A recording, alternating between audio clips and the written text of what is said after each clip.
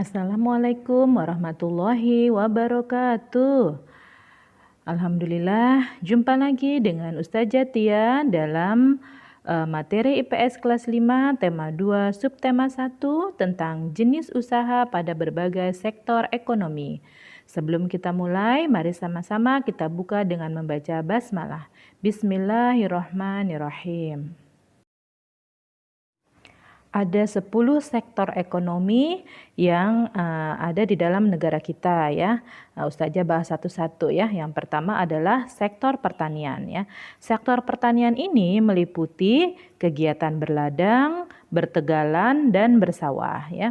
Apa itu berladang? Berladang adalah penanaman padi, sayuran, rempah-rempah di bukit atau dataran tinggi yang mulai dari pembukaan lahan, pembenihan, merumput dan sampai panen di satu lokasi yang sama tanpa dipisah-pisah ya. Jadi dalam berladang ini lahannya memang benar-benar belum ada ya, dia masih berupa hutan gitu ya. Dan dia biasanya ada di dataran tinggi. Jadi kita harus buka dulu lahannya. Dan kadang-kadang membuka lahannya itu dengan cara membakar hutan gitu ya. Tapi tetap dalam peraturan pemerintah daerah setempat gitu ya. Nah, berladang ini sifatnya berpindah-pindah gitu ya. Jadi ketika tanahnya sudah tidak bisa digunakan lagi, biasanya ditinggal oleh penduduk setempat. Nah, ini biasanya terjadi pada masyarakat suku-suku pedalaman gitu ya, seperti suku Dayak, kemudian suku Baduy dan sebagainya gitu. Nah, kemudian yang kedua adalah bertegalan ya.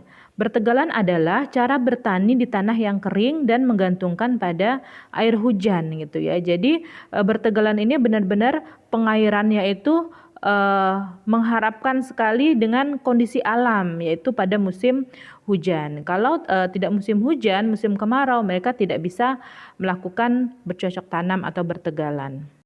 Nah, kemudian yang terakhir adalah bersawah ya. Bersawah adalah cara bertani yang pengolahannya dilakukan di pengairan dan pengolahannya teratur. Jadi sistem irigasinya sudah bagus kalau bersawah gitu ya. Dan tingkat kesuksesannya pun lebih tinggi dibandingkan berladang dan bertegalan gitu ya. Mereka dengan menggunakan konsep bersawah biasanya mereka bisa melakukan panen raya dalam 1 tahun bisa sampai 2 atau 3 kali gitu. Sektor ekonomi yang selanjutnya adalah perkebunan. Apa itu perkebunan? Perkebunan adalah usaha penanaman tumbuh-tumbuhan yang menghasilkan bahan mentah gitu ya. Jadi tanaman yang dihasilkan itu masih mentah, belum bisa dikonsumsi. Artinya masih mentah tuh harus diolah dulu gitu ya, harus diolah dulu sebelum kita mengkonsumsinya. Nah, perkebunan ini ada 2 macam, yaitu perkebunan rakyat dan perkebunan besar.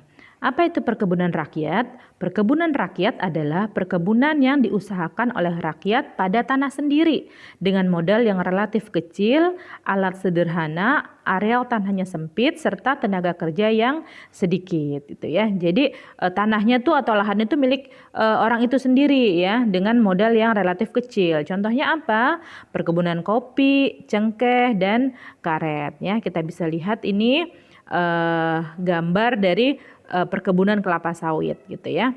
Nah, kemudian perkebunan besar adalah perkebunan yang diselenggarakan atau dikelola secara komersial oleh perusahaan yang berbadan hukum. Terdiri dari perusahaan perkebunan besar negara dan perkebunan besar swasta ya. Artinya kalau yang milik negara itu 100% dikelola oleh negara. Sementara kalau yang milik swasta dikelola juga oleh negara dan juga sebagian asetnya dimiliki oleh asing ya.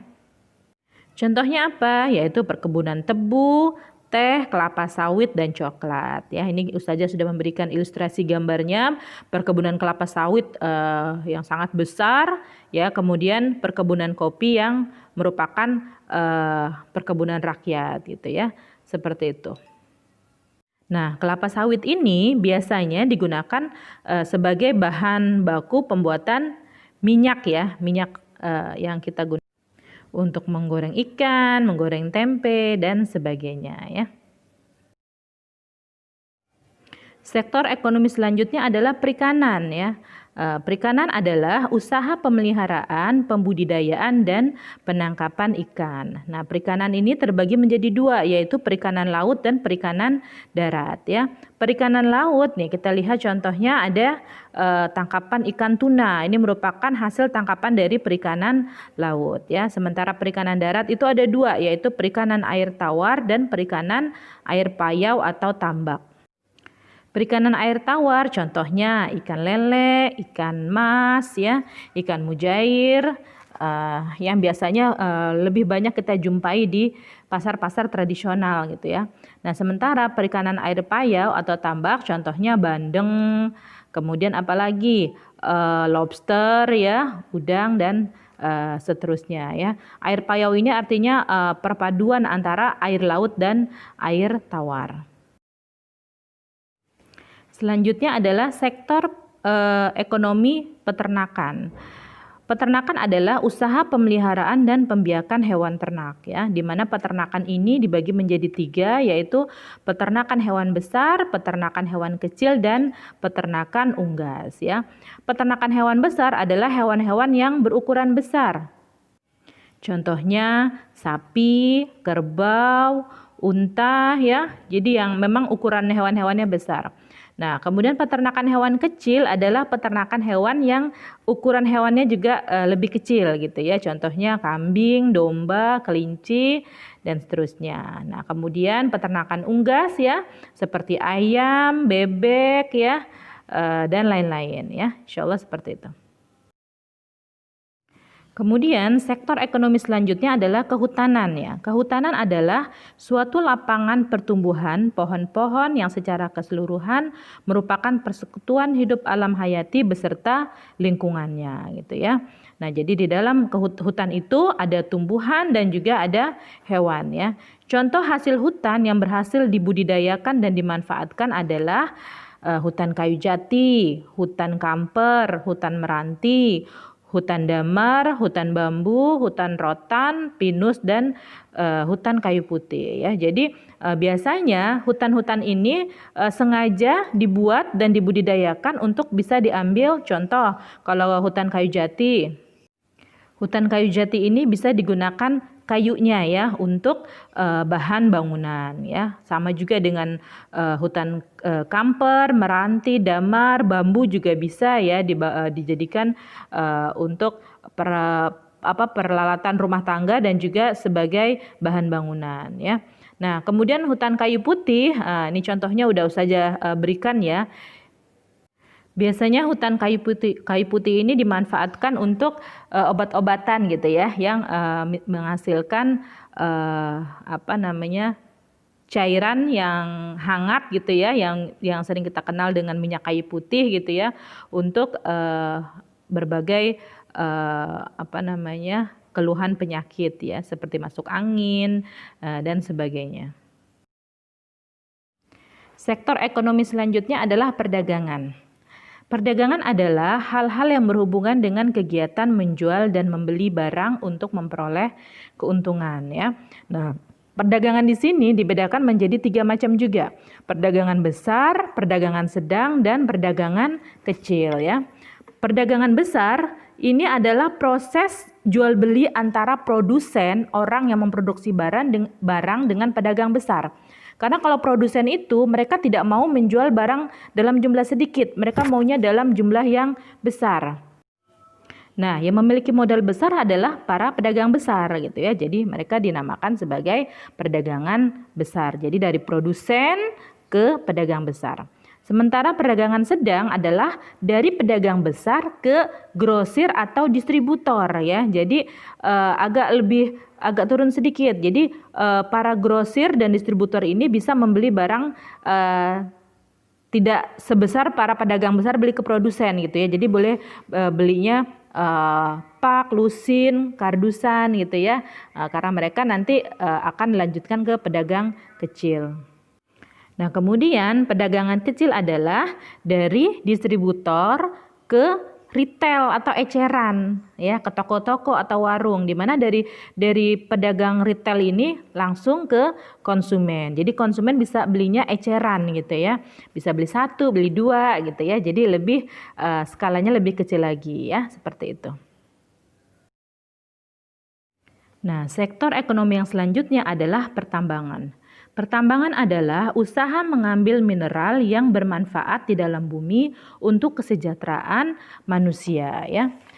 Dalam pertambangan ada istilah eksplorasi dan eksploitasi.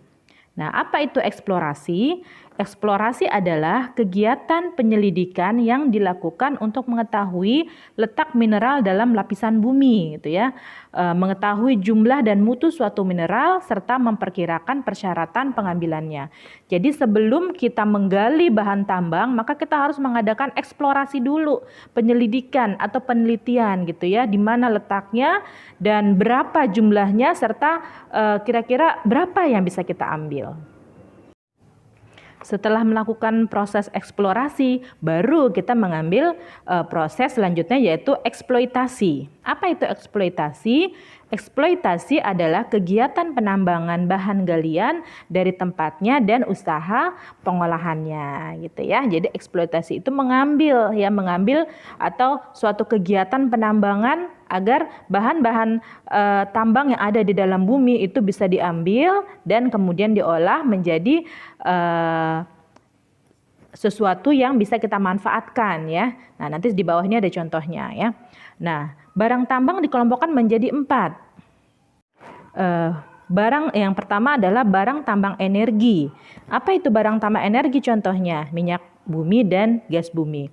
Kemudian yang kedua, bahan tambang energi non migas ya. Contohnya apa? Batu bara dan nuklir. Kemudian yang ketiga adalah bahan tambang mineral logam.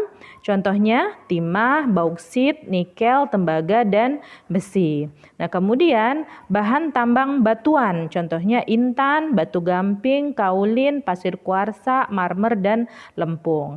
Misalkan kamu ingin tahu nih, apa sih itu, bagaimana sih bentuk minyak bumi, batu bara, timah, kemudian intan, batu gamping. Nah, kamu boleh browsing di internet, tetapi harus didampingi oleh orang tua kamu gitu ya. Karena di sini kalau misalkan Ustazah kasih gambar-gambarnya, slide-nya akan penuh sekali gitu ya. Seperti itu. Nah, sektor ekonomi yang selanjutnya adalah perindustrian. Apa itu perindustrian? Perindustrian adalah usaha pengelolaan bahan mentah menjadi barang setengah jadi atau barang jadi menggunakan sarana dan peralatan ya. Ini ada hubungannya tadi dengan perkebunan ya. Jadi kalau perkebunan itu kan dia menghasilkan bahan mentah. Nah, di perindustrian bahan mentah itu diolah menjadi barang yang setengah jadi atau bahkan sampai barang jadi yang bisa kita gunakan sebagai sarana dan peralatan. Perindustrian itu ada industri rumah tangga, industri kecil, industri sedang, dan industri besar.